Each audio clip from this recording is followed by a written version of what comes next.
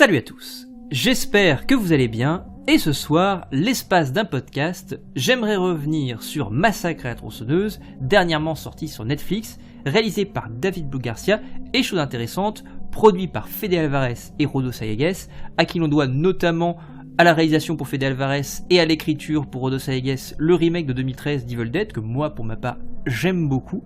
Don't Breathe pour le coup, réalisé également par Fede Alvarez et écrit par Rodo Sayagues, et Don't Breathe 2, dont j'ai parlé récemment lors de mon top 2021, que j'ai mis dans les mentionnables parce que j'ai beaucoup apprécié le film, à qui l'on doit donc Don't Breathe, qui a été réalisé par Rodo Sayagues et produit par Fede Alvarez. Donc pour le coup ici, l'idée de base est de Rodo Sayagues et Fede Alvarez, et pour le coup c'est réalisé, donc comme je disais, par David Blue Garcia.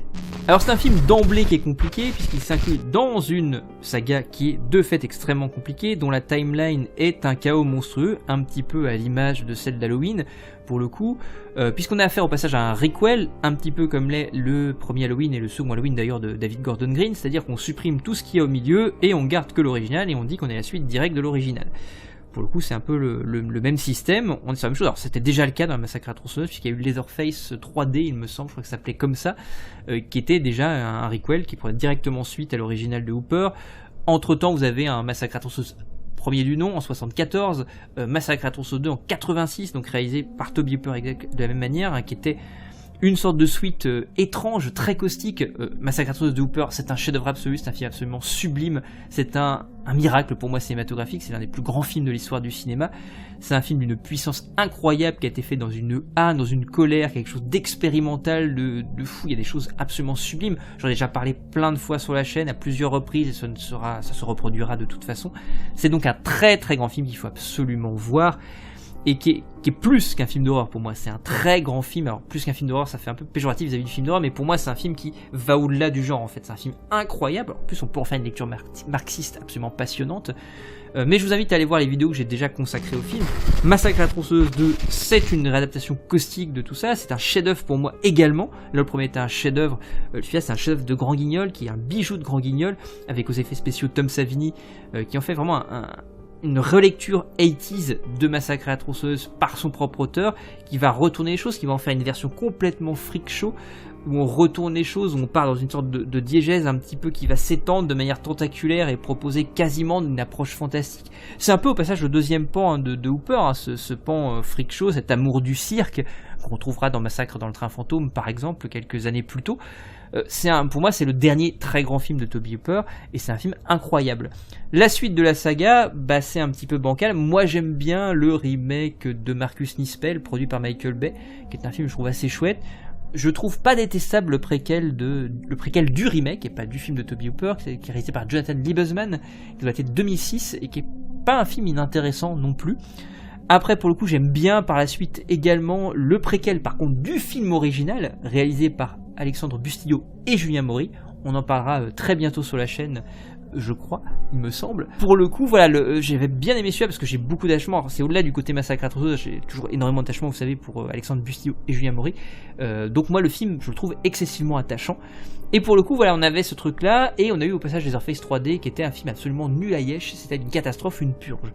Et pour celui-ci, je m'attendais finalement pas à grand chose. J'étais content de voir un opus supplémentaire de Massacre à la tronçonneuse, d'autant plus parce que j'aime beaucoup Fede Alvarez, donc je m'attendais un peu à voir ce qu'il allait faire là-dessus. Et pour le coup, c'est un film très particulier. C'est pas la purge que j'attendais, c'est pas un très grand film. Le problème étant que, parce qu'il se pose comme étant un requel, d'emblée c'est sa plus grosse star.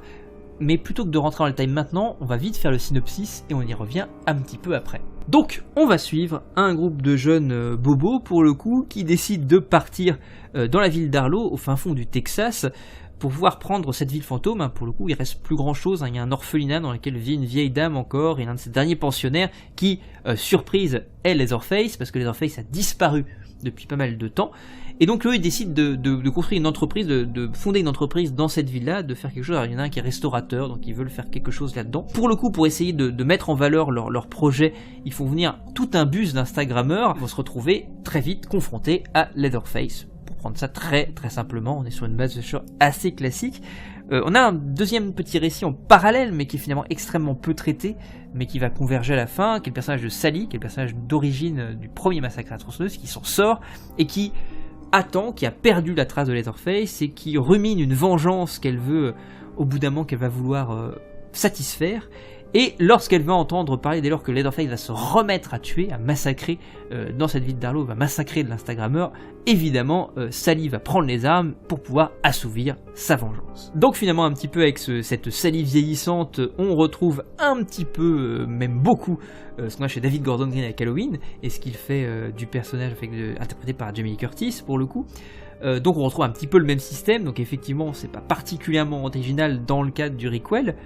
Toujours est-il que si on prend le film tel qu'il est, et on va rester très simple pour l'instant, pour moi, c'est un bon petit slasher. Le problème, sa plus grosse star, son plus gros problème, il y en a un qui est quand même colossal, c'est d'être la suite directe à l'original. C'est-à-dire que si il avait été considéré comme le 9e opus, et qu'il était un petit peu noyé dans toutes ces séquelles, plus ou moins séquelles, préquelles, requels, pas très réussis pour la plupart, avec des trucs plus ou moins bien, perdu dans ce magma-là, ça aurait pu fonctionner et peut-être qu'il ne se prendrait pas, je dis les sauts de merde qui se prend parce que finalement le film suscite pas mal le débat actuellement, j'ai vu des critiques très positives et des critiques très négatives, donc le film est vraiment, parce qu'il est raccroché au premier, d'emblée en comparaison, il ne peut pas y éviter, la comparaison est nécessaire et pour moi il souffre énormément de ça, parce que de fait il a affaire à un pinacle du cinéma d'horreur, un pinacle du cinéma tout court, un film absolument immense, sublime, je pourrais faire 15 000 dithyrambes, pour moi, encore une fois, c'est l'un des plus grands films de l'histoire du cinéma, pour moi, très clairement, au même niveau qu'un The Thing de Carpenter, pour moi, c'est des films qui sont parfaits, pourquoi pas dans le cadre de Massacre à la tronçonneuse, dans ses imperfections, justement, c'est ces imperfections qui font sa perfection, dans son approche documentaire et expérimentale, avec tout ce qu'il essaie de faire, c'est un film incroyable. Là, pour le coup, comme ce film-là se retrouve accolé à ce truc-là d'emblée, en fait, la comparaison est constante, puisqu'elles sont censées, les deux films sont censés avoir une unité, et ça fonctionne pas, parce que le film est un contresens complet à l'original sur plein de points. Je rappelle au passage que Massacre à la tronçonneuse n'était pas un film gore du tout, qui passait principalement par la suggestion. Son titre est très explicite, mais justement ça prenait le contre-pied du fait que graphiquement, le film était sale, crade, le film avait quelque chose d'extrêmement pourri, dégueulasse, c'est ça qui fonctionnait, mais il était pas graphiquement extrêmement démonstratif, et il jouait principalement sur la suggestion lors des sévices que subissaient les personnages. C'est un peu le contre-pied qu'a pris Massacre à la tronçonneuse 2, en retravaillant l'univers, en lui donnant une coloration beaucoup plus frixe, et en travaillant beaucoup plus le côté grand guignol. Mais pour le coup, ce contre-pied n'était pas un contresens. Là, on bascule véritablement dans une forme de contresens, effectivement, dans le film, parce que le film bascule et devient finalement un slasher. C'est typiquement le genre de slasher qu'on voyait dans les années 80, qui est un slasher fondamentalement grand guignol, qui a pas vraiment de discours. Alors, le film a un discours social et politique quand même, qui est extrêmement maladroit. Alors, sur le port d'âme, notamment, il y a quelque chose d'assez maladroit. Alors, moi, pour le coup, je vois pas un film pro-NRA ou qui prône le port d'armes du tout. Moi je vois plutôt un film qui est très maladroit avec ce truc là, qui veut ramener tout un imaginaire proche du western, en voulant essayer de poser une sorte d'ambiguïté sur les questions des armes, etc., qui sont pas inintéressantes et qui font l'idée de renvoyer un petit peu la gueule de cette mythologie très texane du port d'armes. Le problème c'est que c'est très maladroitement amené en fait, et ça c'est problématique, parce que finalement en fait il y a beaucoup de choses dans le film qui sont posés comme ça, mais qui sont jamais travaillés véritablement. Donc finalement, c'est très compliqué en fait de se poser, de se positionner par rapport à ça. Il y a tout le discours aussi par rapport à ces jeunes bobos, les Instagrammeurs, etc., les réseaux sociaux, qui donnent une scène plutôt rigolo, qui est plutôt rigolote, qui est posée dans le teaser, qui est un massacre dans un bus. Tout un tas d'Instagrammeurs qui se font démonter la gueule à la tronçonneuse, ça c'est très très rigolo. Alors il y a un peu d'effets numériques qui cassent un peu les couilles, ça c'est toujours un truc, moi j'ai un problème avec le gore numérique, mais je trouve qu'il y a quand même des effets de plateau qui sont assez chouettes, donc pour le coup ça fonctionne en tant que slasher gorasse, mais au-delà de ça finalement le film n'a pas grand chose d'autre à raconter. Ces personnages qui sont pas inintéressants, c'est-à-dire que j'avais parlé du reboot pour le coup de Détour mortel dans mon top de l'année 2021, parce que c'est un film que j'ai beaucoup apprécié, qui travaillait justement des protagonistes qui étaient peut-être plus en adéquation avec le contexte social et politique dans lequel on est, à savoir ce groupe un peu de bobos très dans le politiquement correct. Moi, voir des bobos se faire massacrer, très dans le politiquement correct se faire massacrer, je trouve ça marrant. Et ça marche très bien dans le film pour le coup sur ce point-là, mais encore une fois c'est très très très gratuit et sans vraiment qu'il y ait quelque chose derrière de poser de manière un peu plus forte.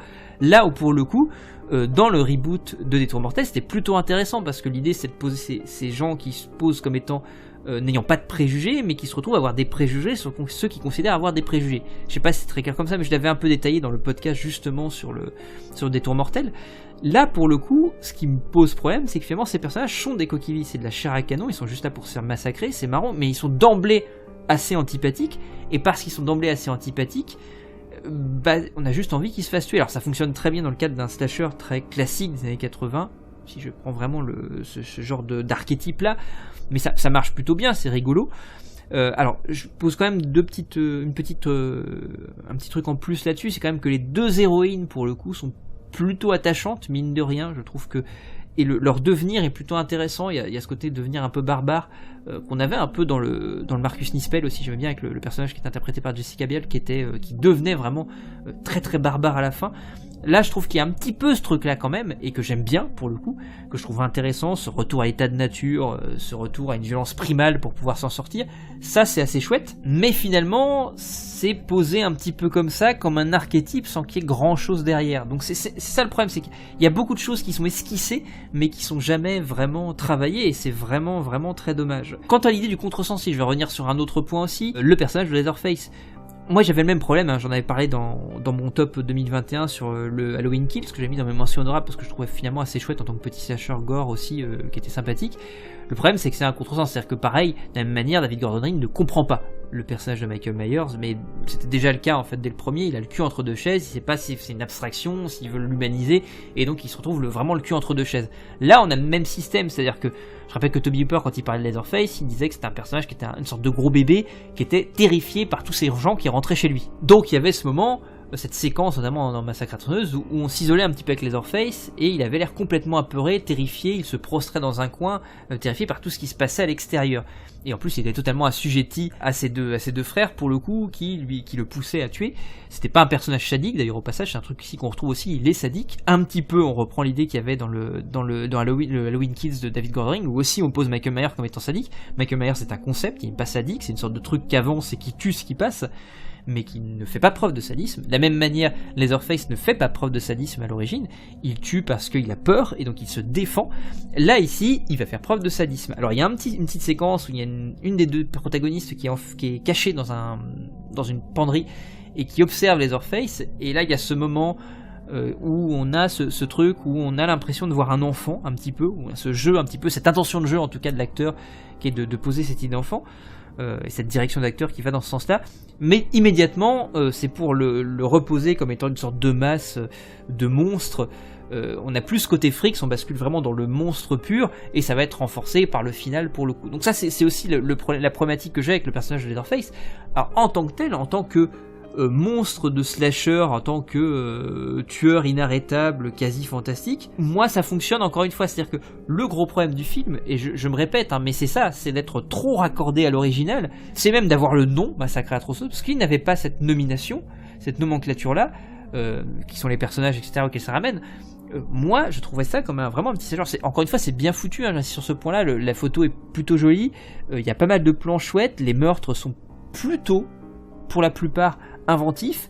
Il y a ce petit climax au cœur du bus là, qui a un petit moment vraiment chouette et assez gorasse, avec encore une fois des mecs qui se font décharcler la gueule dans tous les sens. Bon, il y a 2-3 gags dont la séquence aurait pu, je pense, à mes yeux en tout cas, s'abstenir, parce que pour le coup ça casse la dramaturgie du truc, mais globalement ça fonctionne. Et puis les séquences parfois de meurtre, je pense à la séquence dans la camionnette pour le coup des flics, est intéressante quand elle s'encastre au tout début du film. Il y a vraiment une tension qui fonctionne assez bien avec cette héroïne, avec une de ces protagonistes qui est attachée et qui sait pas si elle doit sortir parce que Leatherface est en train de se faire son masque derrière.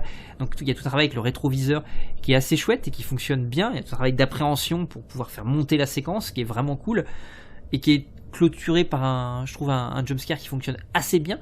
Donc il y a plein de petites choses comme ça qui marchent bien en termes de mise en scène, en termes de forme, mais tout ça finalement ça sert pas grand chose, ou alors quand ça sert quelque chose, cette chose est en contresens radical avec l'original.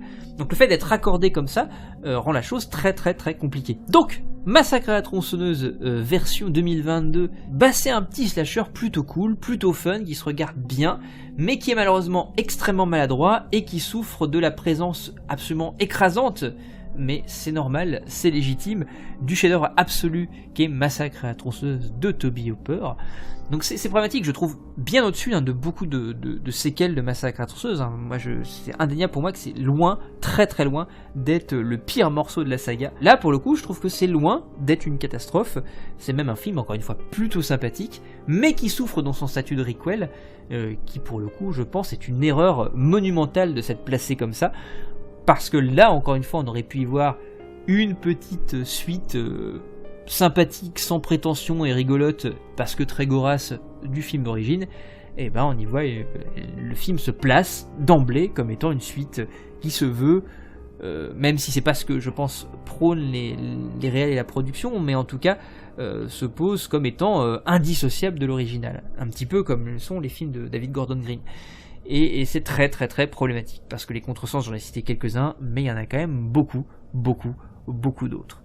Donc pour le coup, Massacre à la tronçonneuse, moi, si vous avez envie de passer une bonne soirée gorasse, rigolote, avec un petit slasher sympathique, sans prétention, avec des meurtres chouettes, plutôt bien torchés, et en plus avec 2-3 moments qui sont plutôt intéressants et qui fonctionnent bien, avec un petit twist final qui est plutôt inattendu et qui fonctionne bien, et 2-3 personnages chouettes, et puis le charisme de l'actrice qui joue Sally, dont je ne me rappelle plus le nom, et j'en suis désolé parce que j'aime beaucoup cette actrice-là qui jouait dans Mandy, mais qui malheureusement est un petit peu reléguée au second plan parce qu'elle arrive vraiment tardivement dans la narration. Bah c'est un film plutôt chouette, voilà. Je vais rester sur cette idée un petit peu chouette, voilà, malgré toutes ces maladresses, tous ces problèmes. C'est loin d'être un grand film, c'est même plutôt un film très très moyen, mais en tant que tel, voilà, si on le prend vraiment comme petit plaisir comme ça, bah ça fonctionne assez bien. Voilà, bah écoutez, n'hésitez pas, parce que le film fait quand même pas mal débat actuellement, à laisser aux commentaires si vous n'êtes pas d'accord ou si vous êtes d'accord, ou peut-être même vous encenserez bien plus le film, parce que j'ai vu aussi pas mal de critiques qui encensent le film. Bah n'hésitez pas en tout cas.